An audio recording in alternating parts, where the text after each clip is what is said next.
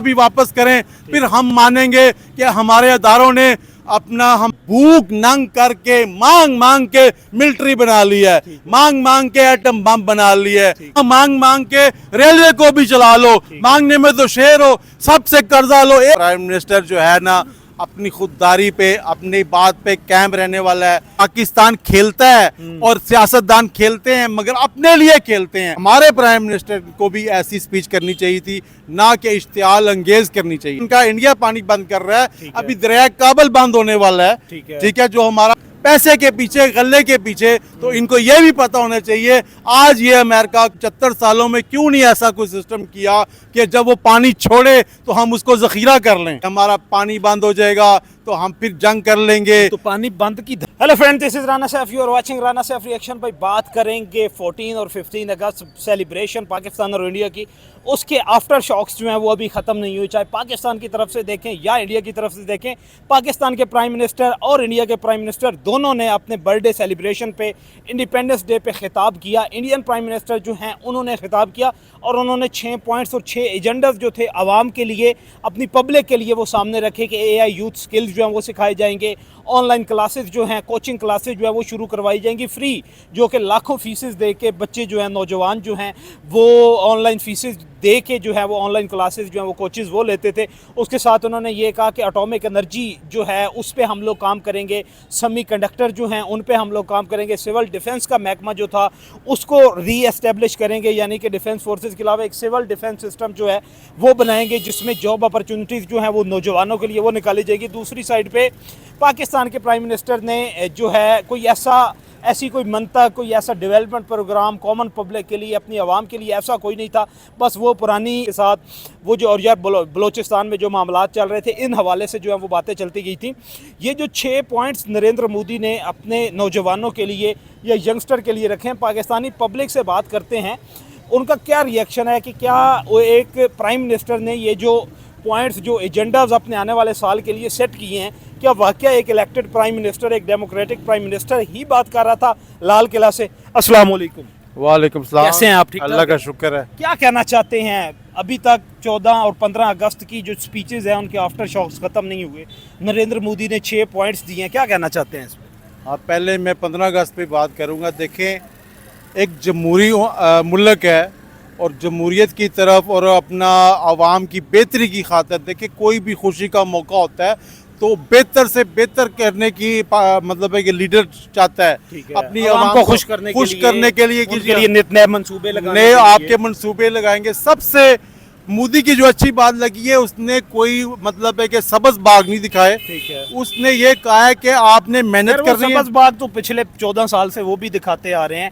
जब आए थे तो तब कहते थे कि मुझे 7 महीने दे दें, फिर नए टर्नओवर में आ जाए तो मुझे 1.5 साल दे दें, अब तीसरे टर्नओवर में आए हैं तो मुझे 3 साल दे दें। वो भी ऑलरेडी एज अ वो भी सियासतदान ही है बाकी सियासतदानों की तरह। देखिए बेशक सबज बाग उसने दिखाए, मगर उसने कोई 10% 20% काम करके भी तो दिखाया ना। ठीक है, और फिर उसने ये भी कहा है कि मैं कोचिंग करूंगा, IIT में आगे जाओ। ये देखें, और उसके बरक्स हमारे प्राइम मिनिस्टर को भी ऐसी स्पीच करनी चाहिए थी, ना कि इश्तियाल अंगेज करनी चाहिए थी। कोई मौका होता है उससे पहले ये स्पीच कर लेता, या 14 अगस्त के बाद स्पीचेस तो फिर उधर उनके डिफेंस मिनिस्टर और उनके होम मिनिस्टर की तरफ से भी ऐसी स्पीचेस तो आई हैं, तो फिर जवाब तो यहाँ से भी बनता था। देखें, वज़ीर आज़म का क्या रुतबा है। देखो, ऐसी स्पीचेस तो हमारे वजीरों ने भी पहले, ख्वाजा आसम ने दे चुके हैं, हनीफ अब्बासी दे चुका है। ठीक है, वज़ीर आज़म कुछ और चीज़ होता है, वो उस पर पूरी कौम 14 अगस्त का दिन होता है जब हम बचपन से थे कि हम वज़ीर आज़म की स्पीच सुनना चाहते थे कि क्या नया लेके आए हैं हमारे लिए 14 अगस्त पे, तोहफा क्या हुकूमत हमें क्या दे रही है। कोई रोजगार स्कीम दे रही है, कोई मतलब है कि कुछ दे रही है, कोई एजुकेशन में कोई हमारे 1000 बच्चों को बाहर यूनिवर्सिटी में भेज रही है, कोई ऐसी कोई इंतजार कर रहे थे ना। तो लिहाजा उसने उल्टा कहा है कि हमारा पानी बंद हो जाएगा तो हम फिर जंग कर लेंगे। तो पानी बंद की धमकी तो फिर इंडिया ने दिया, वो बंद तो कर रहे हैं पानी, तो फिर ये क्या करें? देखिए, पानी बंद करने के एक दफा नहीं, 75 साल से पाकिस्तान का पानी बंद भी किया गया और छोड़ा भी गया। ठीक है, जब छोड़ तो बंद करते हैं जब पानी की कमी होती है, छोड़ते हैं जब पानी वाफिर मिकदार में होता है। देखें, जब आपको एक हमसाये का पता है, दुश्मन का पता है कि देखें पाकिस्तान ने मिलिट्री क्यों बनाई, पाकिस्तान ने एटम बम क्यों बनाया, पाकिस्तान ने मिसाइल सिस्टम क्यों बनाया, कि वो बना रहे थे, फिर हमें बनाने पड़े। ठीक है। जब वो आपका 70-75 सालों से पानी बंद करते हैं, छोड़ते हैं, आपने 75 सालों में क्यों नहीं ऐसा कोई सिस्टम किया कि जब वो पानी छोड़े तो हम उसको जखीरा कर लें, ठीक है। डैम बना लें, फिर जब पानी का क्या है तो उस पानी को इस्तेमाल करें। ठीक है। हम तो इसी बात पे रहे ना कि बैनुल अक़वामी एक मुआहिदा हुआ है दोनों ममालिक के दरमियान। देखिए, मुआहिदा तो सगे भाइयों का होता है, वो नहीं चलते। ठीक है। एक बाप की औलाद होती है तो वो बाद में जब बीवियां आती है बदल जाते हैं। बिल्कुल ऐसे ही है। तो ये मुआहिदे को वक्त की जरूरत है। क्या अब बीवियों के कहने पे वो क्या भूखा मर जाए या भाई के पानी पे बैठा रहेगा एक भाई? ठीक है। लिहाजा पाकिस्तान को इस बात से आगे निकलना चाहिए कि सारी उम्र इंडिया के पानी को ना देखे, कोई और रास्ते देखे। अभी तो पाकिस्तान का इंडिया पानी बंद कर रहा है, अभी दरिया काबल बंद होने वाला है। ठीक है, जो हमारा एक काबल से दरिया आता है वो भी अफगानिस्तान से, क्योंकि हमारे अफगानिस्तान से भी ताल्लुकात ठीक नहीं है, वो भी बंद हो जाएगा। क्यों नहीं ठीक?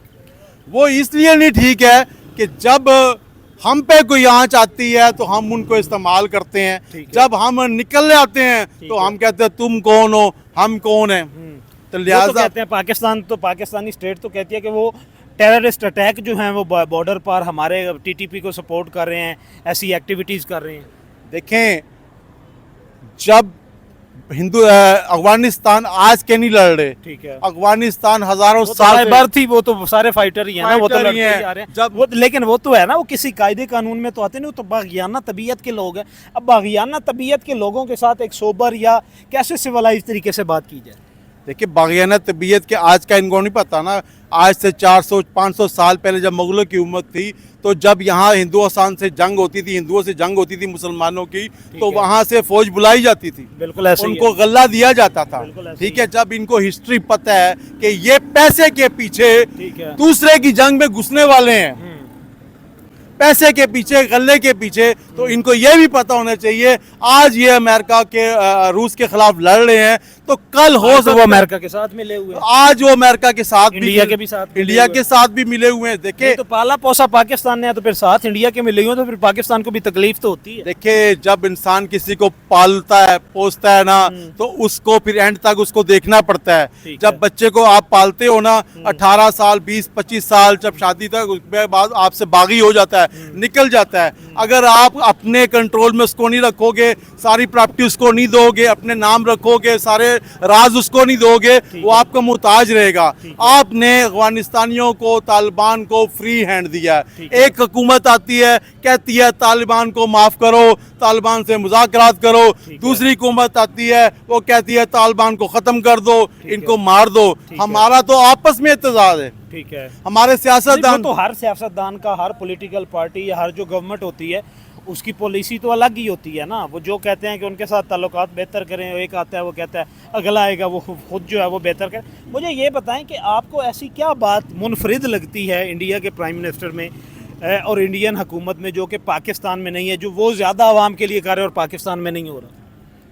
देखें, इंडिया के प्राइम मिनिस्टर में और पाकिस्तान के ये फ़र्क है कि इंडियन का प्राइम मिनिस्टर जो है ना, अपनी खुददारी पे, अपनी बात पे कायम रहने वाला है। हमारे वो भी हर चौथी बात पे फिर रहे होते हैं, वो फिरते हैं, फिर अमेरिका धमकियां लगाता है, वो ट्रेड खत्म कर देते हैं, फिर अमेरिका लूज हैंड देता है, फिर शुरू कर देते हैं, फिर चाइना के साथ चाइना धमकी लगाता है, फिर छोड़ देते हैं।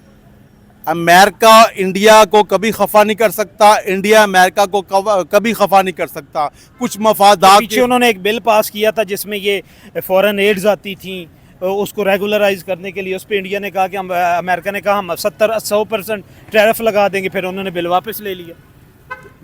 बिल वापस ले लिया, मगर देखें, जब पाकिस्तान के साथ दोस्ती होती है अमेरिका की, कोई मंसूबा बन जाता है, चौथे दिन इन्वेस्टर, पाकिस्तान तो बड़ी अच्छी तरह खेलता है अमेरिका को लेके, वो तो बड़ा अमेरिका को इस्तेमाल करता है, ये तो इंडिया नहीं कर रहा।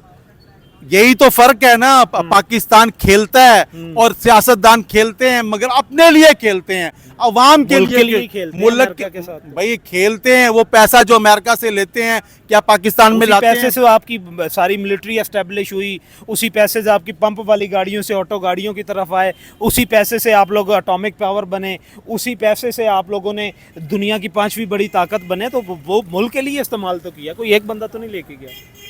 उस पैसे थे हमने सब कुछ बना लिया, हाँ। ठीक है। तालिबान भी उसी से बनाए।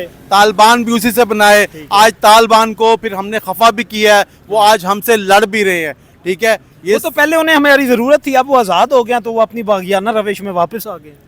देखिए वो बलूचिस्तान पे क्या कहना चाहते हैं? बलूचिस्तान पे ये कहना चाहते हैं कि बलूचिस्तान कभी भी हमारा नहीं बनता। बलूची वो हमारे खिलाफ ही चलते हैं।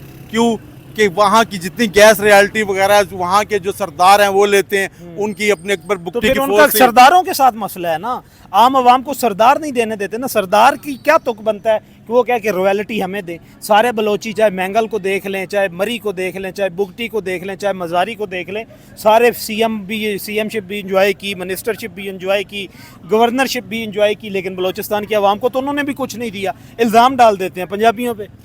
देखिए कुछ नहीं दिया ना। जब एनिवर्सरी अवार्ड जाता है, जब वहाँ पे कुछ भी जाता है, देखिए जब तो उनकी हुकूमत खर्च नहीं उन करती। नहीं करती ना। बलोची वहाँ पे चीफ जब मिनिस्टर मुशर्रफ बुकटी पे हाथ डाल सकता था, हाँ। ठीक है, और फिर ये क्यों नहीं उन पे हाथ डालते? देखें पाकिस्तान का हर बंदा दुश्मन है जो पाकिस्तान के खिलाफ चलता है। ठीक है। पाकिस्तान के पाकिस्तानी अवाम इंडिया से ज्यादा दुश्मन है। ठीक है। बलोची लोग पाकिस्तान के ज्यादा दुश्मन है, जो मतलब दहशतगर्द हैं। KPK में जो फाटा के वो लोग इंडिया हैं, वालों को कह रहे हैं कि अमेरिका का आज़ाद मुल्क के तौर पे तस्लीम करे। जब इनके साथ सुलह नहीं होगी, जब इनके साथ बनेगी नहीं, सुलह ये कैसे अपने- होगी? ये- अच्छा, आखिरी क्वेश्चन है, कैसे सुलह हो सकती है बलोचियों के साथ? बलोची लोग कभी सुलह करते ही नहीं है। जिधर ज्यादा पासा भारी होगा, जिधर से ज्यादा फंडिंग आएगी। देखिए बलूचिस्तान के लोग बलूचिस्तान में नहीं रहते। ठीक है। जितने भी सियासतदान हैं उनके बच्चे दुबई हाँ, में बाहर रहते होते हैं, हैं, बिल्कुल ठीक है ना। मरने के लिए मज़ारे छोड़े होते हैं, ठीक है, बिल्कुल ठीक है ना। ऐसे ही है। तो लिहाजा पैसा भी उनका सारा बाहर होता है। ठीक है। और हमने पंजाबियों ने या हमारी वफाक ने कितनी जाके वहाँ डेवलपिंग की है।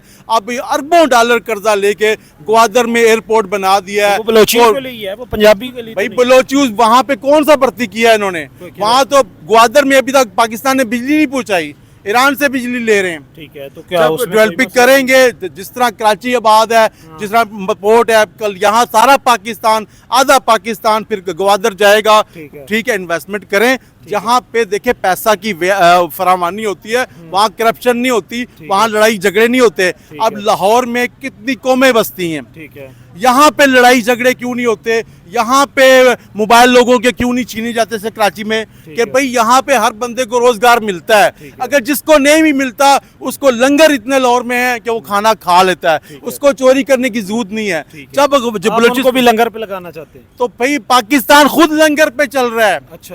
भाई हम अब अगर हमें फंड ना मिले, हम कहाँ से तनख्वाहें देंगे? क्यों नहीं अपना टैक्स नहीं कलेक्ट करते? वो पूरा नहीं होता। क्यों नहीं होता? जितना टैक्स कलेक्ट होता है वो सारा हमारा सूद में चला जाता है। ठीक है।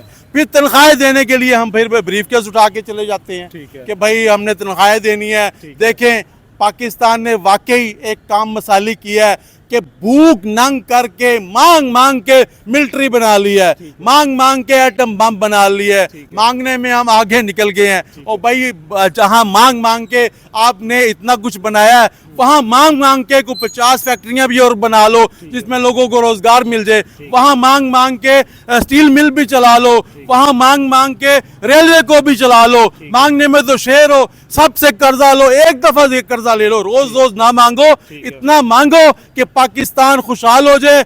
अगले साल देखिए हमारे दीन में ये है कि ज़कात देनी चाहिए। ठीक है। इतनी ज़कात एक बंदे को देनी चाहिए कि वो अपना कारोबार करके अगले साल ज़कात दे सके। ये ज़कात नहीं देनी कि 10-10 रुपए बांटने। तो लिहाजा पाकिस्तान को चाहिए इस टाइम तुर्की भी हमारी सपोर्ट कर सकता है, इस ईरान टाइम भी कर ईरान रहा भी कर सकता है, चाइना हर भी कर मुल्क रहा है, इस सऊदी टाइम अरेबिया भी पाकिस्तान कर रहा है। मतलब है कि हमारी आर्मी चीफ की वजह से, हमारी आर्मी की वजह से इस टाइम आर्मी चीफ जिस मुल्क से भी पैसे मांगेगा वो उसको पैसे देंगे। वो पैसा मगर पाकिस्तान में आए और वो इन्वेस्ट करें, यहाँ ऑयल रिफाइनरियाँ लगे, यहाँ पे गाड़ियाँ बने, यहाँ पे बाइक बने और लोगों को रोजगार मिले।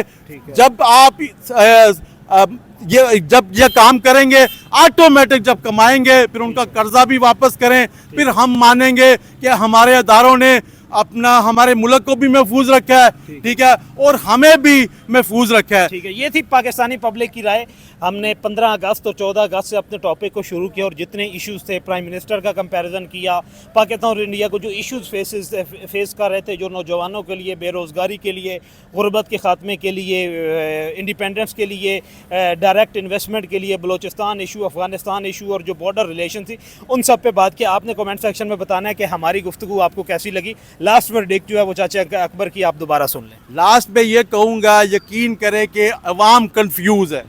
अवाम आर्मी चीफ की तरफ भी देखती है, अवाम वजीर आजम की तरफ भी देखती है, ठीक है, और अवाम अल्लाह की तरफ भी देखती है कि या अल्लाह कोई मौजज़ा कर दे। इन दोनों अपनी तरफ और अल्लाह की तरफ देखिए, इधर क्यों देखती है? भाई कैसे ना देखे, अल्लाह के मर्जी से ही हमारा आर्मी चीफ भी बनता है, हमारा वजीर आजम भी अल्लाह की मर्जी से बनता है, खुद से कोई कुछ नहीं कर सकता। तो जब ये बन गए हैं तो भाई इनसे उम्मीद रखे, अवाम के ज़हन से एक बात निकालनी चाहिए कि ये हमारी आर्मी हमें धो रही है, हमारी आर्मी हमें लूट रही है। जो अवाम के ज़हन में, आधी पाकिस्तानी के अवाम के ज़हन में ये बात डाल दी गई है कि ये ही सब कुछ खा रहे हैं। ये आप लोग निकाले ना, ये जो मीडिया पे बैठे हुए हैं आप लोग निकाले।